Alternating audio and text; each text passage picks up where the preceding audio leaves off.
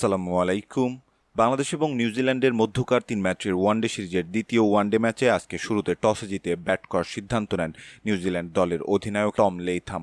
টসে জিতে ব্যাট করতে নেমে ৪৮.৪ ওভারে ১৯৮ রানে অল আউট হয় সফরকারী কিউইরা। নিউজিল্যান্ডের পক্ষে ব্যাট হাতে সর্বোচ্চ ৮৩ রান করেন ওপেনার নিক কেলি। এছাড়া দ্বিতীয় সর্বোচ্চ ১৯ রান করেন মোহাম্মদ আব্বাস। বাংলাদেশের পক্ষে বল হাতে ৫ উইকেট শিকার করেন নাহিদ রানা। ১০ ওভারে ৩২ রান খরচায় এই ৫ উইকেট শিকার করেন তিনি।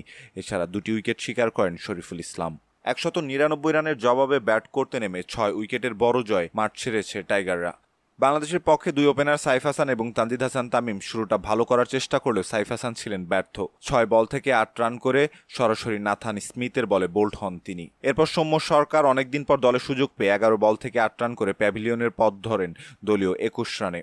তবে এক প্রান্ত আগলে রেখেছিলেন বাঁহাতি ওপেনার তানজিদ হাসান তামিম, তাকে যোগ্য সঙ্গ দেন নাজমুল হোসাইন শান্ত। দুজনের দুর্দান্ত ব্যাটিংয়ে জয়ের পথে হাঁটছিল বাংলাদেশ।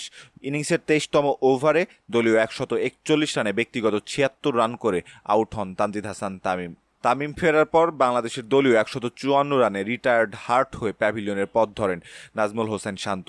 ফেরার আগে ৭১ বল থেকে ৫০ রান করেন তিনি। তামিম ফেরার পর উইকেটে এসে স্থায়ী হতে পারেনি লিটন কুমার দাস।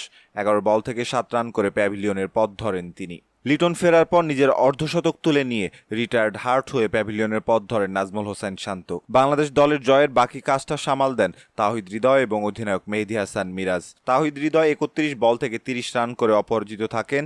মেহেদী হাসান মিরাজের ব্যাট থেকে আসে ২৫ বলে ৮ রানের এক ইনিংস। ফলে ৬ উইকেটের বড় জয়ে মাঠ ছাড়ল টাইগাররা। এ জয়ের পর বাংলাদেশ দলের অধিনায়ক মেহেদী হাসান মিরাজ দারুণ উচ্ছ্বাসিত। তিনি বলেন, জয়টা আমাদের জন্য খুবই প্রয়োজনীয় ছিল। শুরুতে বল হাতে নাহিদ রানা দুর্দান্ত বল করেছে। বোলারদের অবদানে নিউজিল্যান্ডকে অল্প রানের মধ্যে আমরা আটকে রাখতে পেরেছিলাম। ব্যাট হাতে তানজিদ হাসান তামিম, নাজমুল হোসেন শান্ত, তাওহিদ হৃদয় দুর্দান্ত ব্যাট করেছে। আশা করছি জয়ের ধারা অব্যাহত রাখতে পারব। সম্মানিত দর্শক, এই ছিল আমাদের হাতে থাকা সর্বশেষ ক্রিকেট আপডেট।